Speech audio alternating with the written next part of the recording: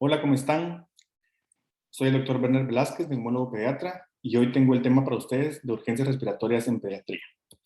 Un poco de mi currículum: soy médico cirujano graduado de la Universidad Mesoamericana Quetzaltenango. Tengo una maestría en pediatría realizada en el Hospital Roosevelt de Guatemala. Tengo una maestría en neumología pediátrica realizada en el Hospital Vall d'Hebron de Barcelona. Y tengo una alta especialidad en fisiología pulmonar en el Leicester Royal Infirmary en Inglaterra. Y pues para mí es un gran gusto estar aquí con ustedes compartiendo un poco. Vamos a hablar de ese tema de urgencias respiratorias en pediatrías. Es un poco extenso, pero vamos a tratar de resumirlo y hablar de 5 patologías principalmente que creo que son de mucho interés para nosotros. Tenemos algunas consideraciones en las urgencias respiratorias en los niños. ¿Por qué? Porque en los cuadros respiratorios no tenemos muchas veces un síntoma que nos indique una sola enfermedad o un signo que nos apunte a una sola patología, sino que muchas veces estos signos y síntomas se comparten en diferentes patologías, y aquí es donde tenemos que poner mucha atención para poder hacer un buen diagnóstico. Ustedes se dan cuenta, lo que los items que les puse acá son signos y síntomas que se comparten, como les comentaba, en diferentes patologías: dificultad respiratoria, sibilancias, estertores, taquipnea, estridor. No son específicas de absolutamente nada. Ahora, esto lo tenemos que compaginar con lo que viene ahora, que tenemos que tratar de determinar con estos signos y síntomas qué patología, de qué parte de nuestra vía respiratoria es la que estamos intentando tratar. Patología de la vía respiratoria superior, de la vía respiratoria inferior, o patología del parénquima pulmonar. Y también hay patología extrapulmonar que nos puede provocar una urgencia respiratoria en pediatría. Entre las causas, como les decía, no vamos a tocar todas de las urgencias de la vía respiratoria superior. Podemos tener la laringitis, traqueitis, angedema, aspiración de cuerpo extraño, epiglotitis, absceso retrofaringio, lesiones por quemaduras, traqueobroncomalacia, malformaciones traqueobronquiales. Tenemos nuestra vía respiratoria inferior, bronquiolitis o bronquitis, tenemos asma principalmente, patología del parénquima pulmonar, tenemos neumonía, aspiración, contusión pulmonar, edema agudo del pulmón, hemorragia pulmonar, neumotórax o derrame pleural. Y en las causas extrapulmonares que nos pueden provocar una urgencia respiratoria en niños por la insuficiencia respiratoria, sobre todo central, pueden ser desintoxicaciones, cuadros metabólicos y neurológicos, trauma torácico o cervical, una masa mediastínica o alguna cardiopatía como un anillo vascular. Entonces, siempre vamos a recordar estos cinco puntos acá de nuestro protocolo de actuación que tenemos que tener para cuando estemos frente a una urgencia respiratoria en los niños. Número 1, tenemos que valorar la situación actual, lo que está pasando ahora, cómo está viniendo este niño a la emergencia o a mi clínica o al hospital en donde estemos. Número 2, valorar la situación previa, algún antecedente. Si de suerte tenemos de conocer a este niño, sabemos más o menos sus antecedentes, y si no, pues lo preguntamos a la familia.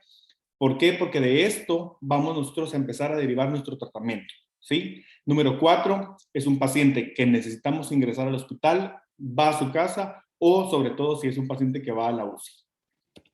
Empezamos. Caso clínico número 1 es un niño de 10 años que ya sabemos que padece de asma. Empieza con dificultad respiratoria de 12 horas de evolución que va aumentando. En casa los padres ya saben más o menos qué hacer, empiezan a administrarles salbutamol inhalado, pero no ven mayor respuesta, mayor mejoría. Y al examen físico, este es un paciente que se presenta con tiraje supraesternal, hipoventilación bilateral, no se escuchan mayores ruidos, pero se nota expiración alargada y alguno que otro sibilante a la auscultación pulmonar. Okay. Esa es la radiografía de nuestro paciente. Si nos damos cuenta, evidentemente hay atrapamiento aéreo, no nos lleva mayor cosa la atención esta radiografía, solo 9 espacios intercostales que se logran apreciar. Es un paciente con 45 respiraciones por minuto, 125 de latidos por minuto de frecuencia cardíaca, saturación 91%, ojo. Esta es la radiografía de tórax, y a este paciente se le hicieron unos gases y podemos ver el pH en 734, CO2 en 30 y el queso de base en 0. Si nos estamos dando cuenta, ya estamos yéndonos hacia un cuadro de un poquito de acidosis respiratoria. Pero bueno, ¿ante qué estamos acá? Estamos ante una crisis de broncoespasmo. Esto nos lo pueden generar diversas patologías, pero sobre todo vamos a tratar estas dos, la bronquitis y la crisis asmática. La bronquitis sabemos de que normalmente esto se da secundario a una infección vírica del tracto respiratorio inferior, que pueden presentar tos, dificultad para respirar y algunos estertores.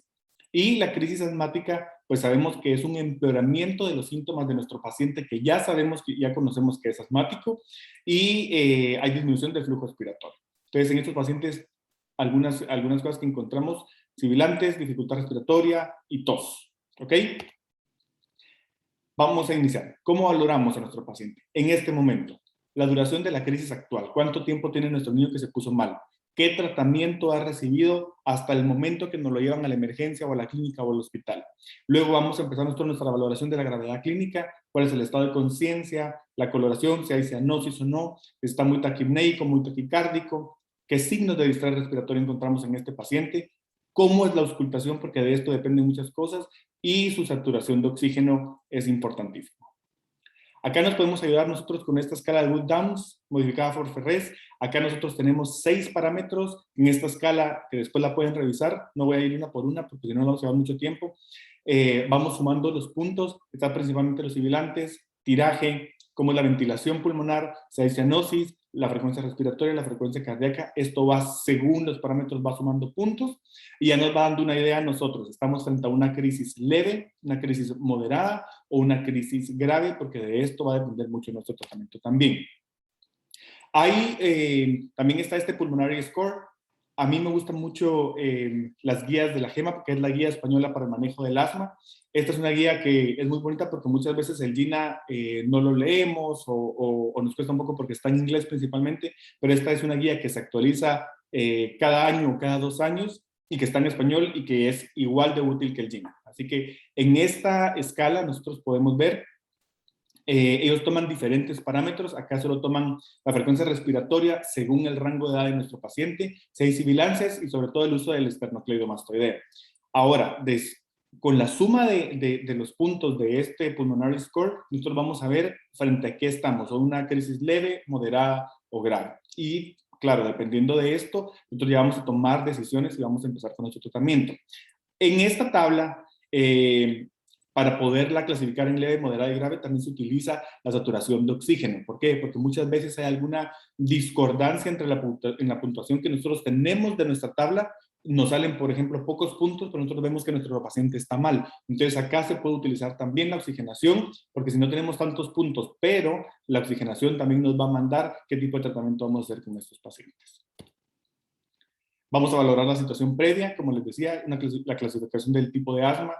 Si podemos preguntar a los padres, o si nosotros lo sabemos, somos un médico, cuántas crisis ha tenido al mes o al año este paciente, si está controlado o no, qué tratamiento de base lleva este niño, si alguna vez ha estado ingresado en la UCI, si alguna vez ha tenido alguna crisis tan fuerte que ha necesitado intubación, o si ha tenido en un tiempo reciente algún tratamiento con corticoides sistémicos. Esos son unos datos súper importantes, porque estos ya nos indican una probabilidad de riesgo aún más alta que tenemos que tener nosotros muy pendiente. Por ejemplo, si nos llega un niño que aunque ahorita no esté tan mal, pero que está en una crisis asmática, pero nos cuenta la madre, sí, hace 3 meses, hace 6 meses, un año, estuvo ingresado en el intensivo o estuvo ventilado, lo que sea, por una crisis similar, ojo, ese es un niño que le tenemos que poner muchísima más atención. ¿Qué vamos a hacer con esos pacientes, con estas crisis? ¿Cuál es el tratamiento? Pues vamos a monitorizarlos y darle medidas generales. Vamos a iniciar el tratamiento, que se debe hacer en la primera hora, y luego vamos a ir viendo los escalones desde el 2 al 6º, si el paciente no va mejorando como nosotros quisiéramos. Entonces, acá vemos nosotros en esta figura, ese es el tratamiento escalonado del asma en la edad pediátrica en función del nivel de control. Se las voy a dejar acá, igual todas las bibliografías van a estar al final de la presentación para que ustedes la puedan buscar. Les voy a dejar unos enlaces a todos estos temas y a información reciente para que ustedes puedan volver a revisar con un poquito más de detención. Acá también nosotros dividimos a los pacientes según la edad, según los tratamientos que tienen, porque esto nos va indicando más o menos en qué grupos está nuestro paciente. Entonces, la monitorización y las medidas generales, pues esto es lo que tenemos que hacer con todos los pacientes. Un paciente que se nos presenta, nosotros con una crisis de broncoespasmo, pongámoslo en reposo, no es un niño que lo vamos a dejar, vienen muy ansiosos, muchas veces no están quietos, pero nosotros tenemos que tratar la manera de tranquilizarlos, de dejarlos en reposo, no acostados flat, sino una posición semi-incorporada. Tenemos que ver cómo está el corazón, la frecuencia respiratoria, cómo está la saturación de oxígeno. En los niños un poquito más mayorcitos podemos ver la presión arterial. Muchos de estos pacientes que vienen con una crisis de broncoespasmo vienen un poco hipotensos también. Y muchas veces es necesario iniciar soluciones IV, reponer los líquidos, pero ojo, también en estos pacientes recordemos que no nos podemos pasar de líquidos, siempre tenemos que mantener una restricción entre un 60 a un 80%, siempre tenemos que reponer los electrolitos que se estén perdiendo, ¿ok? Esos son pacientes en los que tenemos que actuar pronto. Si nosotros tenemos sospecha de una sobreinfección bacteriana, en esta primera hora, en estos primeros momentos que estamos teniendo en nuestro niño, tenemos que iniciar el antibiótico, ¿ok? Si el paciente está muy mal y muy grave, estos son unos datos que podemos tener también a la mano. Si estamos ante un niño que ustedes consideran que la parada respiratoria es inminente por la dificultad que lleva al respirar, porque tiene demasiado trabajo respiratorio, a este es un paciente que se le puede poner adrenalina, ya sea intravenosa o intramuscular, si no tenemos una vía de acceso, en las concentraciones que aquí les dejo, para poder iniciar su rescate. ¿Ok? El tratamiento inicial en la primera hora, oxígeno. ¿Qué necesitamos? Es un paciente que no necesitamos oxígeno de 98-100%, no, pero por lo menos mantenerlo en un 94 para arriba, ¿ok? Si tenemos solo cánulas binasales, pues sabemos que entre 4 5 litros máximo para poder llegarle a una FIO2 de un 36%. Si tenemos un sistema Venturi, aquí podemos subir un poquito más a los litros para poder llegarle a un 50% de la FIO2. Y si tenemos mejor una mascarilla con reservorio, aquí sí podemos llevar a una FIO2 muchísimo más alta. En estos pacientes tenemos que iniciar su tratamiento con salbutamol nebulizado inmediatamente a dosis de 0.15 miligramos por kilo dosis cada 15 a 20 minutos. Estos pacientes de preferencia hay que nebulizarlos con oxígeno, no tanto como un nebulizador. Si tenemos la oportunidad de oxígeno, mucho mejor. Y esto se puede estar repitiendo, se puede repetir hasta 3 ciclos, ¿ok? A este paciente es un paciente que también está indicado que se puede empezar nebulizaciones con bromuro de hipratropio. Se puede nebulizar junto con el salbutamol. Acá tenemos dos parámetros. Si nuestro niño es pequeño, de menos de 30 kilos, solo son 250 microgramos. Si es un paciente de más de 30 kilos, ya son 500 microgramos. Y como les decía acá, se puede ir nebulizando junto con el salbutamol hasta cada 6 horas. Corticoides tenemos que iniciar, son de demasiada ayuda en estos casos de crisis de broncoespasmo. Podemos, si tenemos una vía periférica, pues perfecto, y si no, también podemos iniciar de una vez su tratamiento oral con prednisolona o prednisona. Si tenemos nuestro acceso venoso con metilprednisolona, podemos empezar en bolus de 1 a 2 miligramos por kilo, no más de 60 miligramos por dosis, y luego ya podemos continuar nuestra pauta, ya que hemos pasado este bolus, a 1 o 2 miligramos por kilo día, repartido en 3 dosis.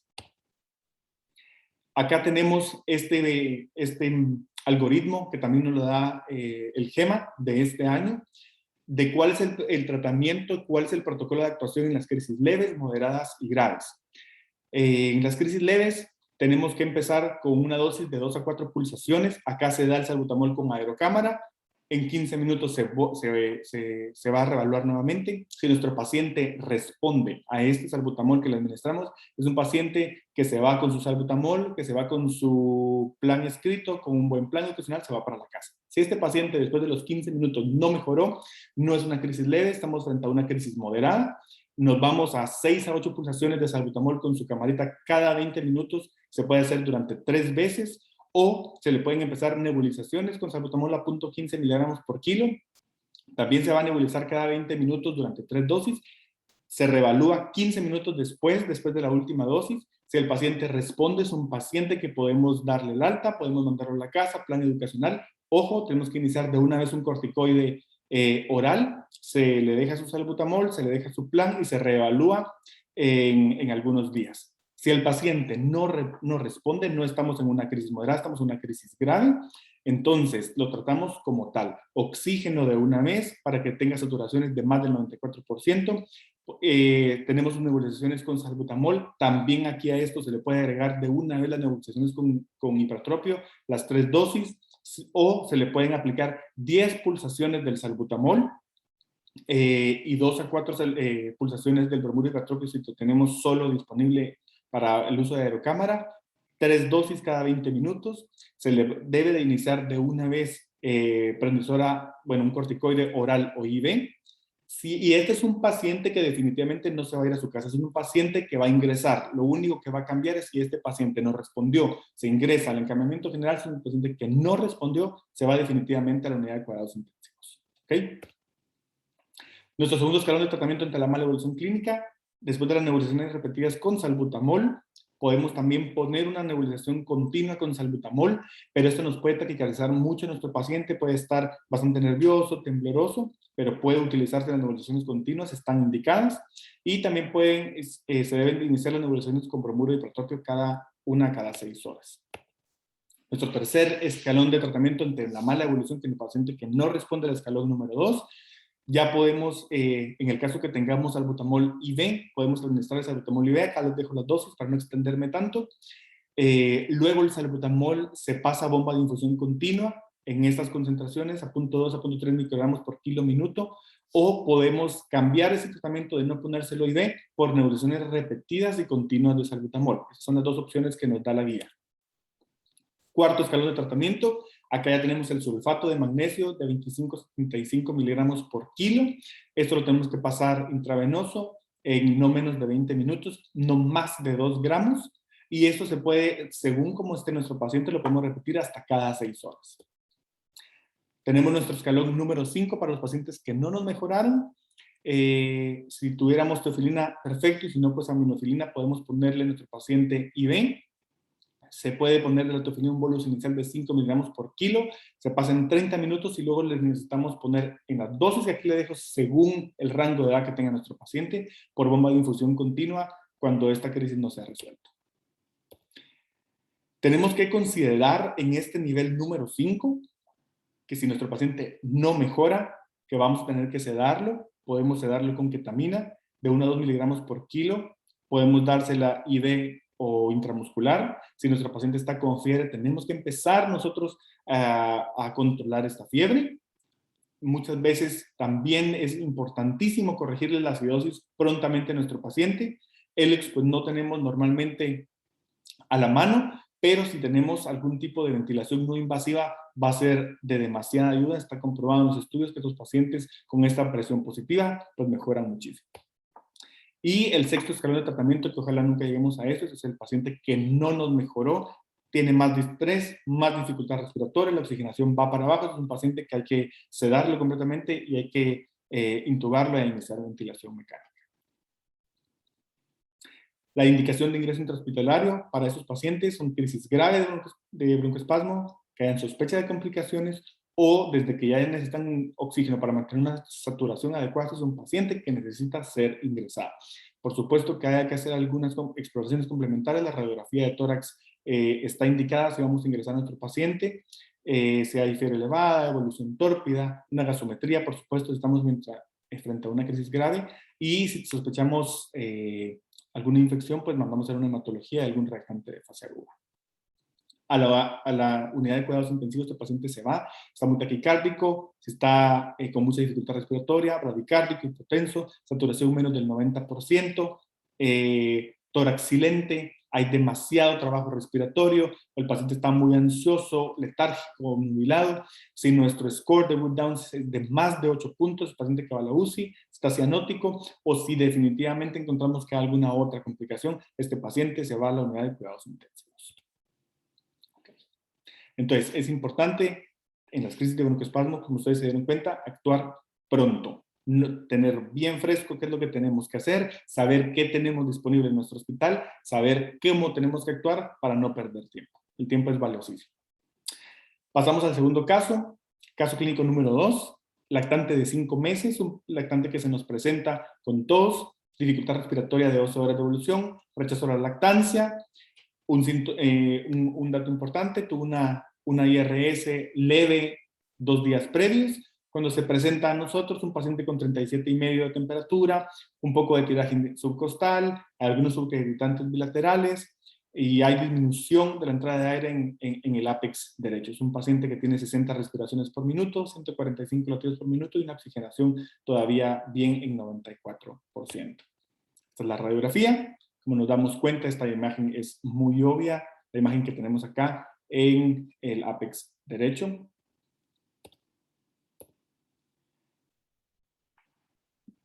Y ese es un paciente que el diagnóstico era bronquiolitis. Ustedes se dan cuenta, no es una neumonía. Los datos importantes acá con este paciente es lo que ya hablamos, los datos que nos dan los padres previamente. Si ustedes se dan cuenta, también es un paciente que viene afebril, es un paciente que viene saturando adecuadamente todavía. Es cierto que la auscultación no es normal, pero tenemos el antecedente que 2 días previos nuestro paciente estaba con una IRS. La bronquiolitis es una infección vírica principalmente del tracto respiratorio inferior, sobre todo en lactantes menores de 24 meses, que eso también corresponde en el rango de edad de nuestro paciente. Paciente con tos, con un poco de dificultad respiratoria, con algunos estertores por ahí. Sabemos que el 80% de la causa de la bronquiolitis es el virus incisional respiratorio. Sí puede estar provocado por algunos otros virus, pero principalmente el VRS. Nuestra valoración de la situación actual. La valoración de la gravedad clínica. Ustedes van a mostrar una escala. Esa es una escala, la escala de Total San Joan de Déu, que es una escala que es muy útil en estos pacientes con bronquiolitis. Y también tenemos que saber y valorar la situación previa de nuestro paciente. Si este paciente tiene algunos factores de riesgo de bronquiolitis grave, como los que le pongo acá, menores de 6 meses, este paciente fue prematuro, displasia broncopulmonar o fibrosis quística, o este paciente también está afecto de una cardiopatía, o si tiene algún síndrome malformativo, o padece de inmunodeficiencia, son datos que si nosotros conocemos al paciente, perfecto, pero si no son datos, por eso tenemos que hacer una buena interrogación a los padres, porque todos estos datos que les estoy poniendo acá son factores de riesgo para una bronquiolitis grave.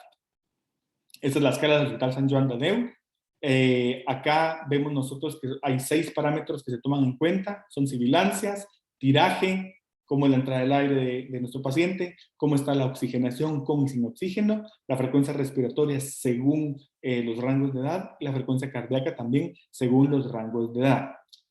Acá es exactamente lo mismo como hacemos con todas las escalas, vamos sumando los puntos.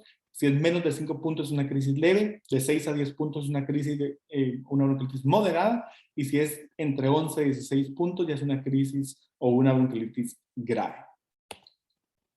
¿Qué tenemos que hacer con este paciente? Iniciar nuestras medidas generales, ver cómo están sus signos vitales. De nuevo, una posición semi-incorporada.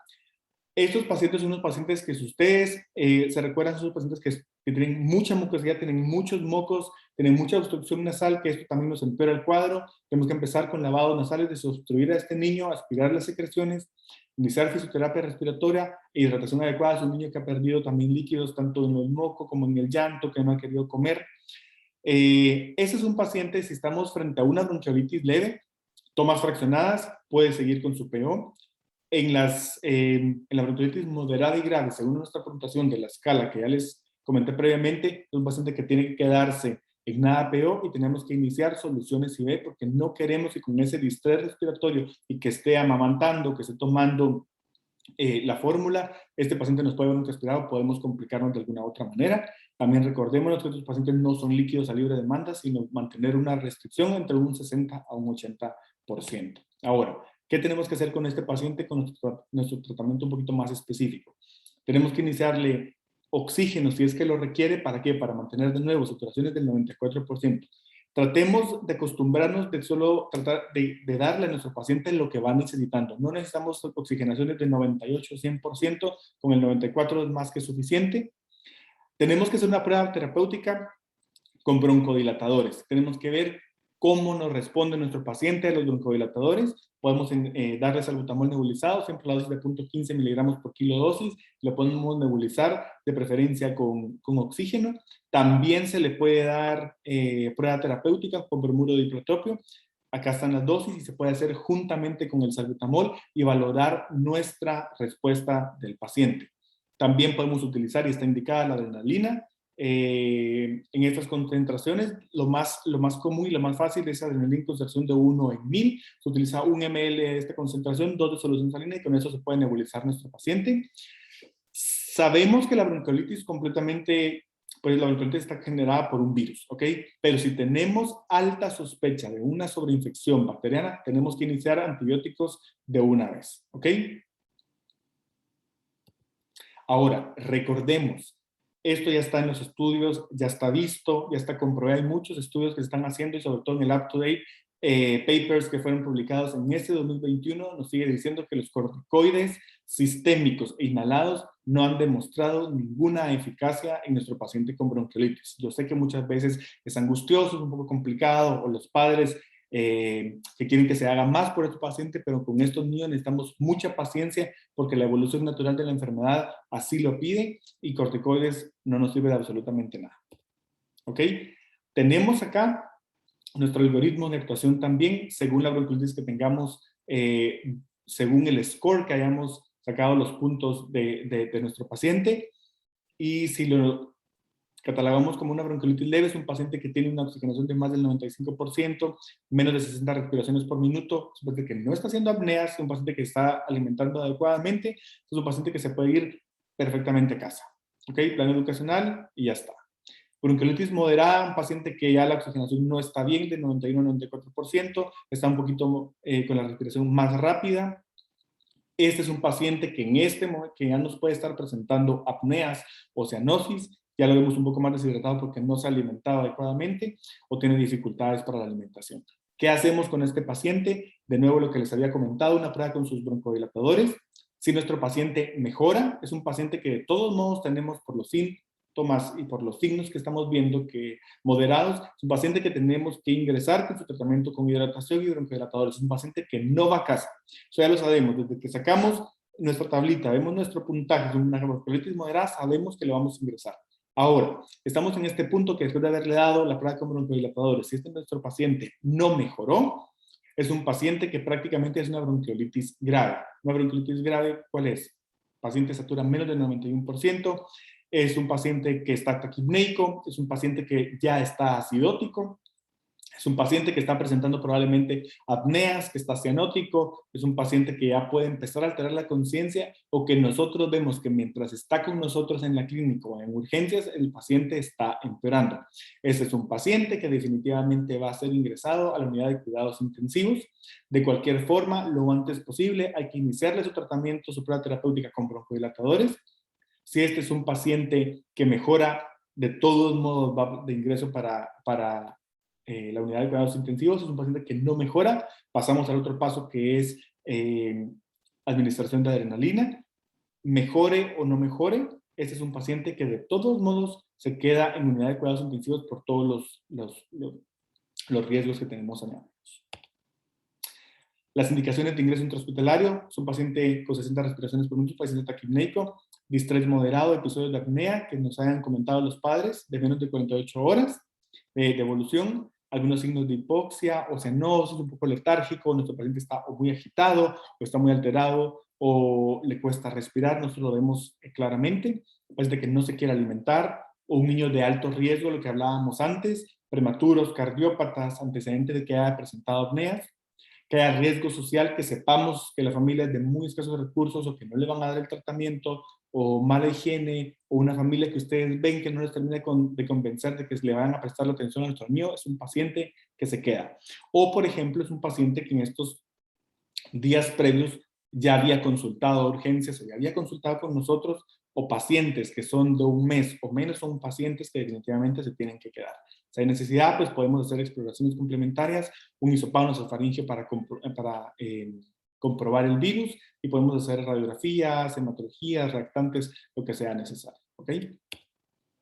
A la UCI, como les decía, los pacientes con bronquiolitis grave van definitivamente para la UCI.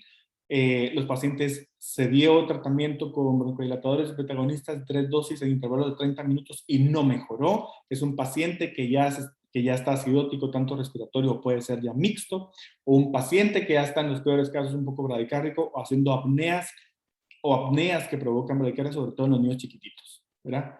Hay algunas indicaciones de intubación que aquí se las dejo también, pero por supuesto que no ojalá que no lleguemos hasta estos cuadros. ¿Ok? Muy bien, pasamos a nuestro caso clínico número 3. Este es un paciente de 2 añitos que nos consulta en la madrugada, 2 de la mañana, Nos indican los padres que 3 días antes inició con un catarro. Ustedes le escuchan tos metálica, ligero estridor inspiratorio, escuchen bien, está disfónico también, está ronquito, y cuando venían para el hospital, pues el paciente mejoró, ¿sí? Paciente que no tiene fiebre, tiene un poquito de tiraje supraesternal, la tos está metálica, hay un estridor inspiratorio, pero el paciente aparentemente está bastante bien, 35 respiraciones por minuto, 115 latidos por minuto, oxigenación 98%. A ver, yo creo que ustedes probablemente en este momento están pensando en qué puede ser, pero creo que no es eso. Algunos datos que luego vamos a ver acá que nos orientaron por otro lado. Y es una laringitis. Acá está esta tabla que les presento, que también después les dejo las bibliografías para que la puedan volver a revisar, pero si se dan cuenta acá de lo que nuestro caso clínico, de lo que nuestro niño presentaba, tiene mucho, está en el rango de edad entre los 3 a los 6, 3 meses a los 6 años. El debut fue progresivo, no fue como un paciente, por ejemplo, que inició súbitamente, que inició con el cuadro de tos metálica, sino es un paciente que tuvo pródromos de 3 días, si se recuerdan, tuvo una IRS en 3 días previos. La temperatura, pues, no tenía fiebre, no tenía disfagia, no había babeo, estaba un poquito ronco, eso sí, y la tos perruna o metálica. Tenemos radiografía en este momento todavía, mas sin embargo estamos frente a una laringitis. Acá les dejo también el diagnóstico diferencial, que puede ser una epiglotitis o una laringotraqueitis bacteriana, más sin embargo vamos a platicar de la laringitis en esta ocasión. Tenemos principalmente, se pueden utilizar varias escalas. Está la escala de Taussig, pero a mí me gusta mucho esa escala de Wesley. Tenemos 5 parámetros que acá nosotros podemos tomar en cuenta, que es el estridor inspiratorio, las retracciones o el tiraje, la ventilación, la cianosis y el nivel de conciencia. De nuevo acá, nosotros tenemos menos de 3 puntos, pues es una crisis, es una laringitis leve, de 4 a 5 una moderada, y mayor de 6 puntos, pues ya es una laringitis un poquito más grave. Acá les dejo la tabla para que la puedan ir revisando. Acá se van sumando los puntos de nuevo, igual que en las tablas que les he presentado anteriormente, para poder tener y hacer nuestra valoración un poquito más exacta. ¿Qué vamos a hacer con este paciente? Es un paciente que podemos poner un ambiente un poquito más húmedo, con oxígeno si es que lo requiriera, pero normalmente no. Acá nosotros tenemos que poner de una vez su tratamiento con corticoides. Podemos ponerle corticoides sistémicos, sobre todo en vía oral. No hay necesidad de ponérselos inyectados, tanto en vena como en músculo.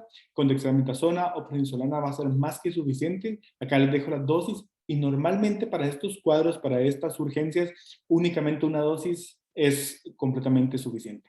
También podemos utilizar los corticoides inhalados, como la budesonida. Podemos utilizar 2 miligramos y nebulizarlos con oxígeno, también solo una dosis. Y también se les puede poner en los casos en donde lo vemos un poquito más afectado a nuestro niño, un poquito más de estrés de los padres, o que ustedes consideren, podemos utilizar también adrenalina en concentración de 1 en 1000, que es el 0.1%. Acá les dejo también las dosis, que es útil también una única dosis. Ahora, esos pacientes, por supuesto, que en algún momento podemos necesitar ingresarlos, y acá hay algunos parámetros que nos pueden ser útiles para decidir si ingresamos a nuestro paciente o no. Que un paciente que tenga dificultad respiratoria grave y progresiva, que a pesar de que lo que le estamos dando, o la nebulización, o los corticoides, o el tratamiento que le estamos administrando al paciente está progresando y está empeorando. Paciente que está cianótico, un paciente que está con alteración de la conciencia o que presenta alteración de la conciencia, un paciente que ya se le nota un poquito cansado de la respiración, o que no se ha alimentado, deshidratado, y sobre todo los pacientes que se le ha puesto adrenalina y que estos pacientes no mejoran. Acá tenemos también un algoritmo que se les voy a dejar, no lo vamos a leer todo porque tengo poco tiempo ya, para que lo puedan ver ustedes, pero acá en nuestra laringitis aguda, este protocolo está muy bonito, porque si nuestro paciente está estable, tenemos un parámetro de qué es lo que tenemos que seguir hasta que el paciente se va a casa, pero si nuestro paciente está inestable, es un paciente que definitivamente lo vamos a dejar ingresado. Acá tenemos algunos datos que nos pueden apoyar. ¿Okay? Las indicaciones de ingreso un poco resumidas. Si tenemos un score de Wesley, la tabla que les dejé previamente, entre 4 o 5 puntos, y que nuestro paciente no mejora, es un paciente que se ingresa. Un paciente que tiene tiraje intercostal intenso, paciente que dejamos, que está taquipneico o cianótico, o que vemos de que está empeorando, o sobre todo si el padre y la madre se los ven muy atacados, muy ansiosos, es un paciente que mejor hay que dejar ingresado. ¿Okay? Siempre tenemos que prestar un poco de atención a esto de los padres, porque ellos son los que van a prestar el cuidado a nuestro niño. Entonces, si ellos no se sienten capaces de hacerlo, pues yo creo que hay que dejar a este paciente ingresado antes de que vaya a empeorar. Caso clínico número 4, un nene de 4 años, fiebre alta de 4 días de evolución, tos productiva, un poco decaído. Nos llevan al paciente con 38,9 de temperatura, 40 respiraciones por minuto, 115 latidos por minuto, oxigenando 96%. A la auscultación es un paciente con tos, con crepitantes, sobre todo en la base derecha, no hay tiraje y tampoco hay una dificultad respiratoria marcada. ¿Qué se nos ocurre con este caso? Esta es la radiografía. Es una radiografía que sinceramente lo único que nos llama la atención está acá, en la base derecha, justo donde tenemos la auscultación patológica. Y claro, estamos frente a una neumonía adquirida en la comunidad.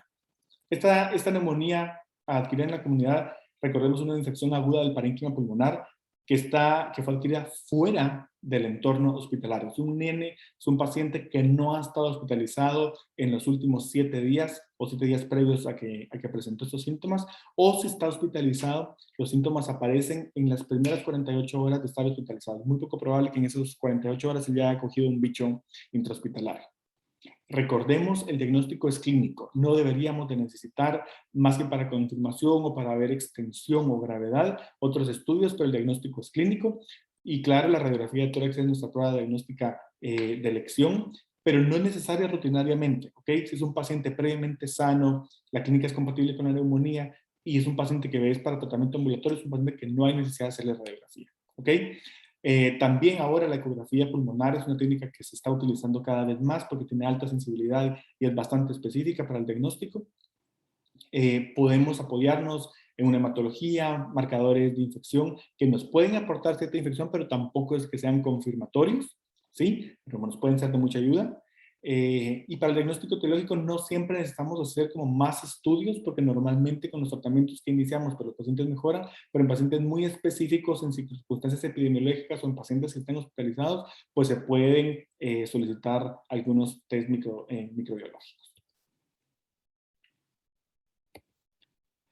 Acá tenemos esta tablita que es importante entre la neumonía típica y la neumonía atípica. Es una tabla que puede ser de ayuda para nosotros.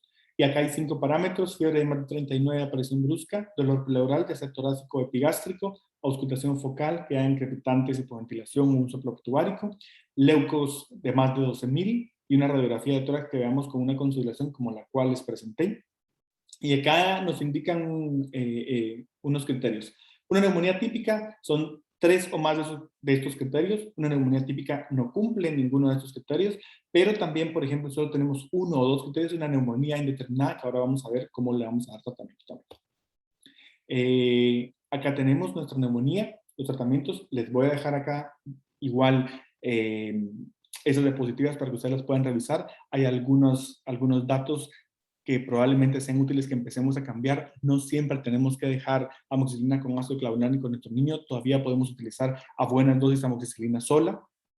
En los tratamientos hospitalarios, si es una neumonía de un paciente que no está complicado, no es necesario que pongamos doble cobertura antibiótica ni cobertura muy extensa. Por supuesto que si nuestro paciente lo amerita, que hay un derrame pleural o una neumonía falsificada, pues aquí ya vamos a subir de escalón, vamos a utilizar doble terapia probablemente o unos tratamientos con antibióticos más extensos, pero no lo hagamos de primera línea. Les dejo acá los datos, ¿sí? Si es una neumonía de características típicas, pacientes sobre todo de menos de 3 años, tratamiento sintomático, más probabilidad que sea algo viral. En niños mayores de 3 años, pues podemos iniciar con un macrolio oral o IV en esas neumonías atípicas. Las neumonías no clasificables, vamos a tratarlos en niños de 3 años igual que las neumonías típicas. En los niños mayores de 3 años, mejor utilizar macrólidos, acitromicina, claritromicina, y de cualquier edad, pero si nuestro paciente está grave, es una neumonía grave, pues vamos a iniciar con doble terapia. ¿Okay? ¿Qué criterios tenemos de ingreso con nuestro paciente? Edad de menos de 6 meses, Apariencia de enfermedad grave, cianótico, aspecto séptico, inestable hemodinámicamente, alteración de la conciencia, deshidratado, paciente que está taquipneico con tiraje importante, dificultad respiratoria, oxigenación menor de 92%, que el paciente ya tenga una patología de base, una cardiopatía, una inmunodeficiencia, o un paciente que tiene intolerancia, que no está tolerando PO, o que está vomitando demasiado, es un paciente que va a fracasar en casa. Un paciente con derrame cerebral, por supuesto que aunque sea del tamaño que sea, no lo mandamos a casa, es un paciente que ingresa. ¿Sí? También si sospechamos un microorganismo que no es habitual, si no hay respuesta al tratamiento antibiótico inicial, por ejemplo, es un paciente que ya lo vimos previamente, le dimos tratamiento, 48 horas, regresa con nosotros, el paciente no está bien, tiene un poco más de dificultad respiratoria, está decaído, paciente que se queda, o si la familia no sabe, tiene muchas dudas, o la escolaridad de la familia también no nos ayuda tanto, es mejor dejarlo, o si hay un problema social evidente, mejor nos aseguramos de que nuestro paciente tenga su tratamiento. ¿Ok? Y nuestro caso clínico número 5, es un paciente de 5 años, es un paciente que mientras jugaba presenta un episodio brusco de tos y posteriormente cierta dificultad para respirar. ¿Qué se nos ocurre con esto? Paciente sin fiebre, 35 respiraciones por minuto, 110 latidos por minuto, oxigenación 98%. La auscultación es un paciente que tiene una auscultación normal en el hemitórax derecho, pero en el hemitórax izquierdo hay sibilancias, no tiene tiraje intercostal, se dan cuenta, este examen físico está extraño. ¿Okay? ¿Qué se nos ocurre? Esta es la placa en inspiración, podríamos decir que no hay casi que mayor cosa, pero nuestra placa en expiración, acá nosotros podemos ver parénquima pulmonar, hay algunos vasitos, pero en el lado izquierdo no vemos absolutamente nada. ¿Qué pensamos? Claro, una aspiración de cuerpo extraño. ¿Cómo se define? Como la presencia de un elemento no habitual a cualquier nivel del árbol respiratorio. La edad de más frecuencia es entre 1 y los 6 añitos, pero se ha visto que hay un pico mucho más alto a los 2 años. O sea, a esta edad los pacientes son un poquito más traviesos, andan explorando, conociendo todo va para la boca, es cuando más hay incidencia de respiración de cuerpo extraño. ¿Cuál es la sospecha? Un antecedente de atragantamiento, crisis asfíctica, inicio repentino, de tos, disnea, cianosis, dificultad para respirar. Habitualmente es autolimitado entre unos pocos segundos o un par de minutos y puede seguirse de un periodo en donde el paciente está completamente normal y esto es el mejor factor predictivo. Todos los síntomas previos, luego el paciente lo encontramos normal, ¿qué pasó acá? Inicio brusco de síntomas respiratorios de vías bajas también puede ser, o pacientes con episodios de tos que ha durado mucho tiempo, que se ha pensado que puede ser una neumonía, que se le ha tratado como tal, o como asma, o una laringitis, que no hay respuesta al tratamiento, sobre todo en niños menores de 3 años. Algunos signos y síntomas están determinados por muchas cosas diferentes, según el grado de la obstrucción de la vía aérea, si es qué tan obstruido es el niño, en dónde está el objeto, qué edad tiene nuestro paciente, el tipo de cuerpo extraño y también el tiempo que han transcurrido desde el episodio que existió el atragantamiento o la crisis asfíctica y el tiempo que cuando lo estamos nosotros evaluando. ¿Sí? Recordemos que hasta un 20% de los pacientes que han tenido alteración de cuerpo extraño, el examen físico puede ser normal o no pueden tener ningún síntoma. Hay una tarea clásica que es bastante importante conocerla, no siempre va a ser la que se va a cumplir, pero nos puede dar un buen factor de predicción, y es asfixia, tos aguda, sibilancias e hipoventilación universal. En hasta un cuarto de los pacientes, esta tarea clásica, asfixia y tos, sibilancias e hipoventilación, nos puede confirmar un caso de aspiración de cuerpo extraño. Según la ubicación del cuerpo extraño, hasta un 17% está en la porción laringotraqueal. Paciente se presenta con tos, estrés inspiratorio, fonía, tiraje, cianosis. El 85% está a nivel de bronquios, 50%, la mayoría de casos en el bronquio derecho por su anatomía, y el 35% en el bronquio izquierdo. Pueden también existir tos, tiraje, hemoptisis en casos un poquito más graves y crónicos, ruidos respiratorios disminuidos, cianosis y fiebre. Ahora, en el menor de los casos, el cuerpo extraño ya está alojado en la vía aérea inferior y no tenemos mayores síntomas en este cuadro. Tenemos que tener demasiado cuidado al manipular a estos pacientes porque nosotros al manipularlo, al decirle que haga cierta maniobra o al movilizarlo de X o Y forma, podemos empeorar el cuadro. Tenemos que tener mucho cuidado, ¿sí? Como les decía, el examen físico puede ser normal entre un 40 hasta casi un 70% de los casos, sobre todo cuando el cuerpo extraño está a nivel bronquial y podemos dejarlo pasar, ¿sí? Está contraindicada completamente la exploración de la vía de garganta, de la nariz, ¿ok? Cuando hay sospecha de aspiración de cuerpo extraño, porque muchas veces cuando estamos a estos pacientes manipulándolos y están respirando, lo estamos tocando y no se dejan, podemos nosotros introducir más el cuerpo extraño. A menos de que el paciente ya está inconsciente, que estemos intentando hacer una extracción o para dar reanimación o lo que sea, está indicada, pero de lo contrario, tratemos de no hacerlo. La auscultación, como les comentaba, en ocasiones puede ser normal, sobre todo en las primeras horas o según la localización. Si está en la tráquea o en la carina, que es hasta un 13% de los pacientes, podemos encontrar el ruido de bandera, que cuando pasa el aire hace vibrar el cuerpo extraño y escuchamos este sonido. Si está en bronquio, puede haber ausencia, podemos no escuchar absolutamente nada, si hay una obstrucción total, o podemos escuchar algunas sibilancias muy localizadas o alguna hipoventilación muy localizada cuando hay sobre todo obstrucciones parciales. Aquí está el algoritmo también de actuación que se los dejo. ¿Qué es lo que tenemos que hacer? No lo voy a leer todo porque definitivamente ya no tengo tiempo, pero acá está cómo debemos de actuar, desde cuándo hacer la radiografía, cuándo pasar a hacer una tomografía, cuándo lo vamos a observar, cuándo lo tenemos que volver a ver. Revísenlo, por favor, para que podamos tener el manejo ante una aspiración de cuerpo extraño y lo podamos tener bastante al día. ¿Ok? Como les decía, les dejo la bibliografía. Acá están de donde saqué estos protocolos, son unos protocolos muy bien hechos para que ustedes puedan leer, puedan revisar. Acá se los dejo todos. Espero que por lo menos con esta plática les haya despertado a ustedes un poquito más de interés sobre estas patologías o sobre la patología respiratoria y sobre todo las urgencias que vamos a tener en nuestros niños a nivel respiratorio. Espero que esto sea de ayuda para ustedes. Muchas gracias por la invitación a la Asociación de Neumología de Guatemala y estamos a las órdenes. Muchas gracias.